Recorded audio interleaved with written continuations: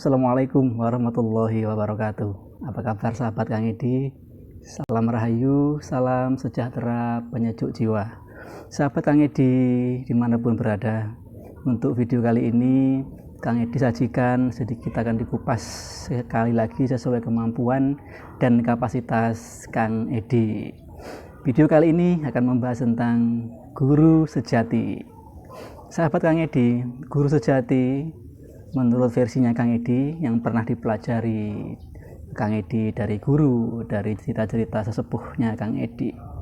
Guru sejati itu ada dua. Yang pertama adalah orang tua. Yang kedua adalah guru sejati yang disebut hati nurani atau suara hati atau suara kolbu.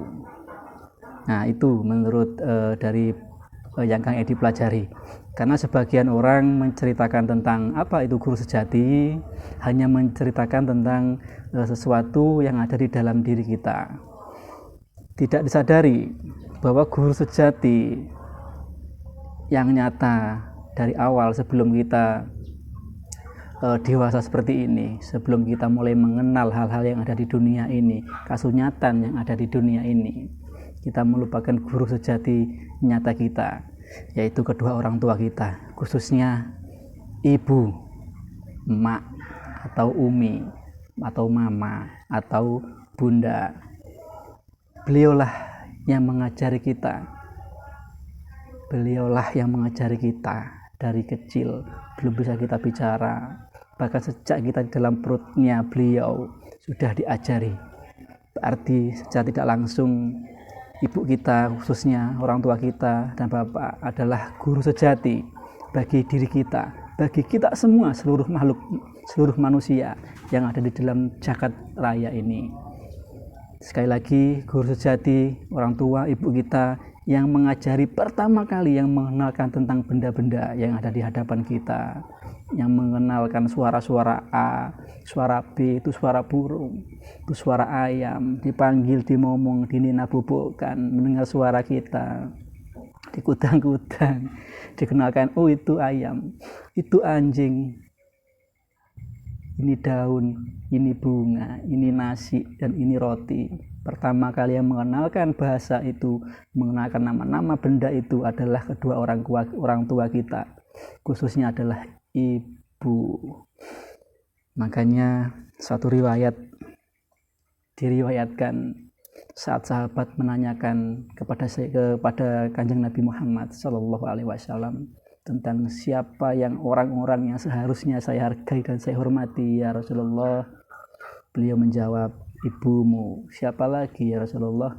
Ibumu. Siapa lagi ya Rasulullah? Ibumu. Dan siapa lagi ya Rasulullah? Bapakmu. Sahabat Kang Edi yang berbahagia, jadi guru sejati yang pertama kalau menurut Kang Edi itu adalah orang tua kita, khususnya ibu. Dan diriwayatkan kembali oleh Ali bin Abi Thalib menyampaikan bahwa janganlah menggunakan kefasihanmu dalam berbicara untuk mendebat di hadapan ibumu yang dahulu pernah mengajarimu dalam berbicara dan mengajarimu untuk mengenalkan nama-nama benda-benda yang ada di muka, samping, kanan, kiri, dan belakangmu. Diriwayatkan itu oleh Ali bin Abi Thalib. Sekali lagi, jangan pernah menggunakan kata-kata kita yang pernah diajari orang tua kita, khususnya ibu, itu kasar, ucapan kasar kepada beliau. Jadi, sejak kecil kita diajari oleh orang tua kita, menginjak kita dewasa dan kita mulai paham, mengerti semua yang ada di dalam dunia ini. Kemudian menginjak kita mulai dewasa, jiwa kita pun sudah mulai dewasa, maka di situ muncullah guru sejati yang kedua, yaitu hati nurani, suara hati atau suara kolbu. Dan itu bisa hadir di siapapun orangnya.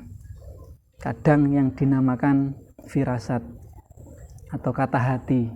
Makanya kata hati itu tidak pernah bohong. kena hujan kameranya. Hati itu tidak pernah bohong. Ikuti kata hati. Guru yang kedua adalah sekali lagi hati nurani atau suara hati. Mungkin kita udah sering dan berlaku untuk siapapun. Kadang kita pernah mendengarkan suara batin kita, suara hati kita. Jangan kesana dulu, jangan pergi dulu. Hati-hati, jangan berbuat ini dan sebagainya. Yang cenderung hati nurani kita, suara hati kita, guru sejati kita ini cenderung ke arah semua ke kebaikan atau sifat-sifat ketuhanan. Sahabat Kang Edi yang berbahagia, guru sejati ini akan mulai muncul, akan mulai diibaratkan mengembang dengan baik, ibaratkan bunga mulai mekar itu saat spiritual kita mulai sadar, saat jiwa-jiwa spiritual kita mulai berkembang, mulai sadar. Kemungkinan sudah menginjak ya usia-usia di 30 sampai 40 lah, mulai suara-suara hati nurani itu mulai berkembang, tergantung bagaimana kita belajar atau kita mengolah spirit kita, tentunya dengan seorang guru. Kalau di tasawuf Jawa, guru sejati ini dikisahkan oleh di pewayangannya ada, dikisahkan oleh Werkudara ya. Jadi Werkudara waktu itu diutus oleh Guru Durna untuk mencari susue untuk mencari susuing angin gitu loh ya. Ditugaskan oleh Guru Durna untuk mencari susuing angin. Nah, pada dasarnya kisah guru sejati itu sudah dilakonkan oleh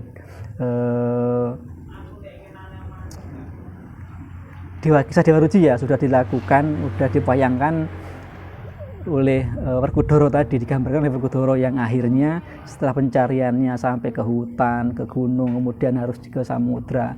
Sampai di samudra dia mengalahkan naga. Naga itu kan sifat keangkara murkaan kita. Dia mengalahkan naga, ketemulah sosok yang sama dengan dirinya. Nah, sosok yang sama dengan dirinya tapi lebih kecil gitu ya. Itu dikisahkan seperti itu. Jadi di tasawuf Jawa dikisahkan guru sejati itu di pewayangannya Werkudara saat mencari susuing angin itu ya, apa itu namanya. Jadi seperti itu. Ibaratnya dia suruh mencari oleh gurunya, mencari jati dirinya lah. Karena Kang Edi sendiri kan tidak tahu kisah pewayangannya. Jadi diwayangkan di pewayangan itu Dewa Ruci, Werkudara mencari susuing angin itu, kurang lebih seperti itu. Dia mencari guru sejatinya dia sendiri sebenarnya. Waktu di samudra terakhir kisahnya itu mengalahkan naga, ketemulah dengan seseorang yang lebih kecil tapi yang sama dengan dirinya gitu loh. Akhirnya dia masuklah ke telinganya dia menemukan tempat begitu luasnya dan menemukan sesuatu yang luar biasa di sana. Bahkan dia saat masuk ke dalam telinganya sampai ke tujuan itu sempat tidak mau pulang menurut kisahnya si Werkudara itu tadi ya, karena ada suara urung wayahe, belum waktunya dan kamu harus pulang dulu gitu loh. Jadi guru sejati digambarkan di pewayangan itu sebagai Dewa Ruci, Dewa Ruh Suci, Roh Kudus, guru sejati itu. Terus bagaimana caranya Kang Edi untuk bisa mengembangkan guru sejati itu dengan baik? Kita harus berlaku spiritual dengan baik pula, harus mencari sosok guru atau pembimbing yang bisa mengarahkan kita ke sana. Walaupun kita sudah ada di dalam diri kita, sudah ada itu sejak lahir ya, tapi minimal kita butuh pembimbing untuk bisa mensuarakan guru sejati kita.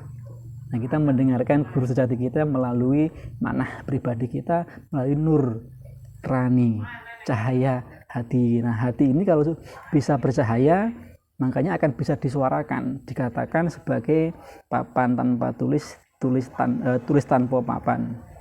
Papan tanpa tulis tanpa papan. Jadi bisa didengarkan, dia nggak berwujud, tapi bisa didengarkan, nggak bersuara, bisa didengarkan, bukan dibisikkan. Jadi sekali lagi guru sejati itu bukan sosok yang selain dari diri kita yang membisikkan kita lewat telinga. Yang menurut Kang Edi bukan seperti itu ya sahabat. Maaf jika salah. Jadi guru sejati itu hadir di dalam telenging manah kita. Ya kita yang bisa mendengarkan, namanya wahyu ning jati, wahyu jati, sejati ning diri. Jadi seperti di Waruji saat tadi ketemu dengan dirinya sendiri, didhawuhi oleh dirinya sendiri di pewayangannya gitu.